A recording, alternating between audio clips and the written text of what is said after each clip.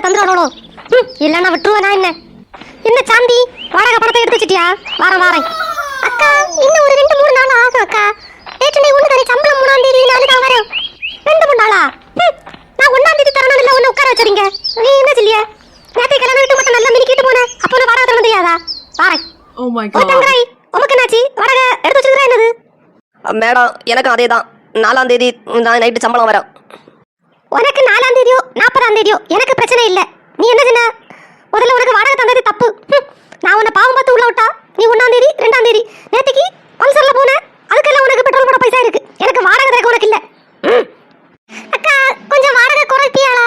கொஞ்சம் கஷ்டமா இருக்கு. இப்போ எல்லா காலங்களும் நீ வேலை இல்லை இல்லையா?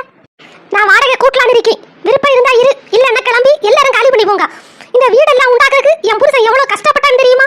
நீங்க வாசல வந்து உட்காந்துட்டு கரண்ட் பில்லு கட்டம், அது கட்டம், இது கட்டம், வீடுக்கு வாடகை வரைக்கும் மட்டும் எல்லாம் நல்லா வராது. அது தந்துருவேன். 1ஆம் தேதி முன்னே கடந்துருவேன். இது யாரு புதுசா வரணும்? அவங்கள்ட்ட வந்து மாட்டணுமோ என்னன்னு தெரியலையே. மேடம் இங்க வாடகைக்கு வீடு எங்க போட்டிருக்கு? எது காலியா இருக்கு? கிடைக்குமா? இங்க வாமா, நான் தான் முதலாளி. வாடகை இதுதான் வீடு. பின்ன எதுக்கு வீடு? உனக்கு கல்யாணம் ஆச்சா? கல்யாணம் ஆச்சுன்னா குழந்தை எத்தனை செல்லு? எங்க வேலை பாய்க்க? ஆமா கல்யாணம் ஆச்சு. என் மாப்பிள்ளை வெளிநாட்டுல இருக்குது. 2 குழந்தை. நான் இங்க பேங்க்ல வேலை பாய்க்கேன். வா உனக்கு உண்டு. உனக்கு வீடு இல்லை. அந்த வீடு வேணுமா இந்த வீடு வேணுமா? மாச வாடகை 10,000 ரூபா. உனக்கு மாப்பிள்ளை வந்தானங்கி 2 நாள் தான் இங்க தங்கணும். அதிகமா போனா 4 நாள். அதுக்கு மேல தங்கினா வாடகை கூட்டுவை, தண்ணி பில்லு கூட்டுவை, கரண்ட் பில்லு கூட்டுவை, எல்லாமே கூட்டுவை. உனக்கு ஓகேவா? குழந்தைய இருந்து சவுண்ட் போட பாது. ஓகேயா? என்ன இது? எனக்கு மாப்பிள்ளை வந்தா 4 நாள் தங்கணுமா? அப்படி ஒன்றும் இல்லை. 10 நாள் கூட தங்கு, 1 மாசமும் தங்கு.